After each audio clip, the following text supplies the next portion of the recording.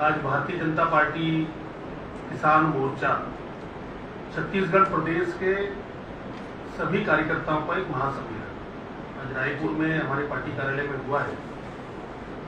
हमारी जो संगठन रचना है किसान मोर्चा की, वो मंडल अध्यक्ष हमारा जो रहता है वहां से लेकर प्रदेश तक की पूरी टीम, तो ऐसे किसान मोर्चा के सभी हमारे कार्यकर्ता मंडल अध्यक्ष से ऊपर तक के आज रायपुर में कार्यकर्ता महासम्मेलन में एकत्रित हुए।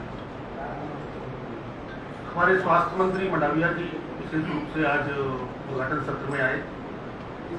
आज किसान मोर्चा के कार्यकर्ताओं ने एक संकल्प लिया है पवन जी के नेतृत्व में कि हम लोग भारतीय जनता पार्टी की सरकार बनाने के लिए छत्तीसगढ़ में किसान मोर्चा का कार्यकर्ता दिन और रात जुटकर सरकार बनाने के लिए प्रतिबद्ध है, कटिबद्ध है और लगातार जनता से संपर्क करते हुए देश के यशस्वी प्रधानमंत्री आदरणीय श्री नरेंद्र मोदी जी के नेतृत्व में जो देश की गति बढ़ी है और जो किसानों के जीवन में खुशहाली और बदलाव आया है, उसको लेकर हम लोग गांव-गांव जाने वाले हैं।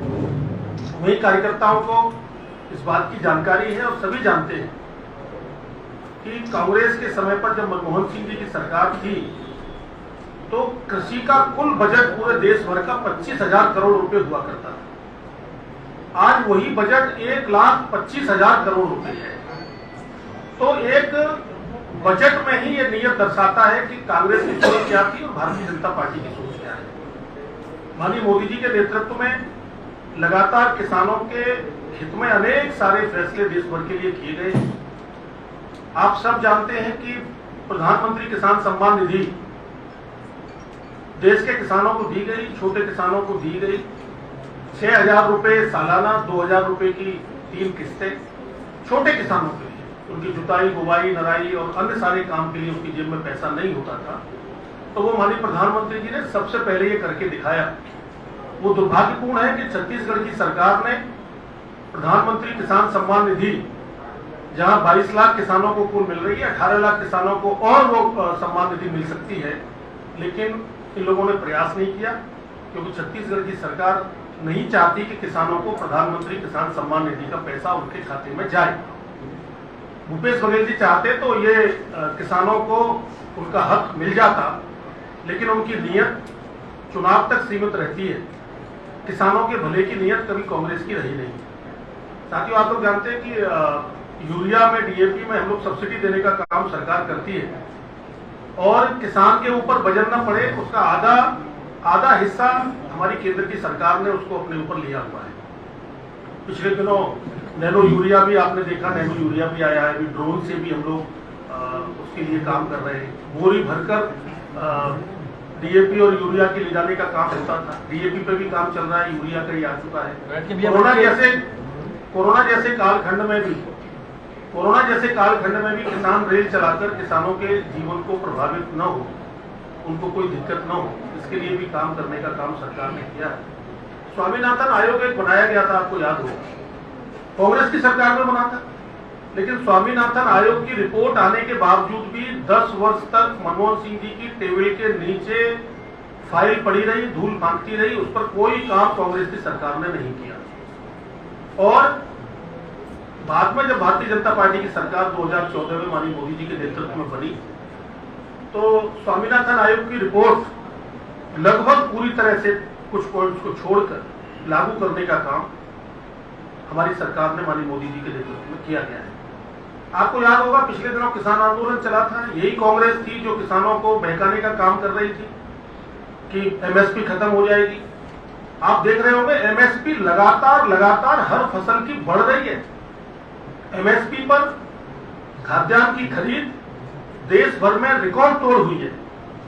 अन्य अनाजों का जो हमारा एक्सपोर्ट है वो भी पूरे दुनिया में गया है, बढ़ा है।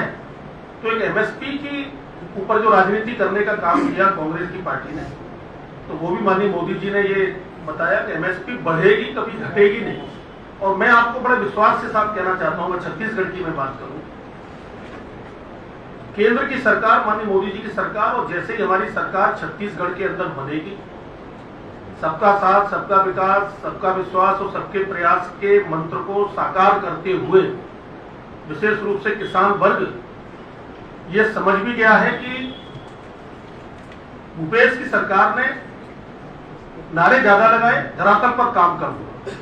जो मैंने बताया भी आपको कि प्रधानमंत्री किसान सम्मान निधि भी लोगों को ये देने का काम नहीं कर रहे हैं। और जो ये चर्चा करते हैं धान की खरीद की, तो धान की खरीद में 80% पैसा देने का काम तो केंद्र की सरकार करती है। और मैं आपको विश्वास दिलाता हूं, और छत्तीसगढ़ के किसानों को विशेष रूप से मैं विश्वास दिलाता हूं, किसान मोर्चे के अध्यक्ष के नाते भी, कि आने वाले समय में जब भारतीय जनता पार्टी की सरकार छत्तीसगढ़ के अंदर बनेगी, किसानों के हित के लिए रिकॉर्ड तोड़ फैसले लिए जाएंगे, किसानों के जीवन में बदलाव आए, उनकी आय निरंतर और बढ़े, उनके गांव में विकास हो, उन्नति हो, कोई कोर कसर बाकी नहीं छोड़ी जाएगी। हम हर क्षेत्र में किसानों के हित के लिए व्यापक पैमाने पर फैसले लेंगे, चाहे वो कोई भी किसानों का क्षेत्र हो। किसानों के चाहे वो सोलर पंप लगाने की बात हो, कुसुम योजना के अंतर्गत अन्य प्रकार के कोई भी कार्य होंगे जो भी कांग्रेस की सरकार ने जो नहीं किए हैं वो हम करेंगे। भारतीय जनता पार्टी की सरकार किसान की हितैषी है, किसान के हित के लिए काम करती है। और अभी जो किसान क्रेडिट कार्ड तत्कालीन देश के प्रधानमंत्री माननीय अटल बिहारी वाजपेयी जी ने दिया था, उसी में पशुपालन को और मछली पालन को जोड़ने का काम भी देश के प्रधानमंत्री आदरणीय श्री नरेंद्र मोदी जी ने किया है। तो उससे भी किसानों को एक बड़ा लाभ। तो किसान क्रेडिट कार्ड बीजेपी की सरकार ने दिया, प्रधानमंत्री किसान सम्मान निधि बीजेपी की सरकार ने दी, लगातार एमएसपी बढ़ाने का काम बीजेपी की सरकार ने किया, एक्सपोर्ट करने में खाद्यान्न की खरीद, खाद्यान्न का एक्सपोर्ट बीजेपी की सरकार ने करने का काम किया। अन्नदाता बने ऊर्जादाता, इसके लिए कुसुम योजना के अंतर्गत हम लोग काम करने का काम भी केंद्र की सरकार कर रही है। तो आज किसानों के हमारे सभी कार्यकर्ताओं ने, किसान मोर्चा के पदाधिकारियों ने, मंडल स्तर से लेकर प्रदेश स्तर तक के कार्यकर्ताओं ने आज एक संकल्प लिया है कि हम लोग भारतीय जनता पार्टी की सरकार बनाकर ही अब से बैठेंगे। आज संकल्प के साथ एक महासम्मेलन संपन्न हुआ है। मुझे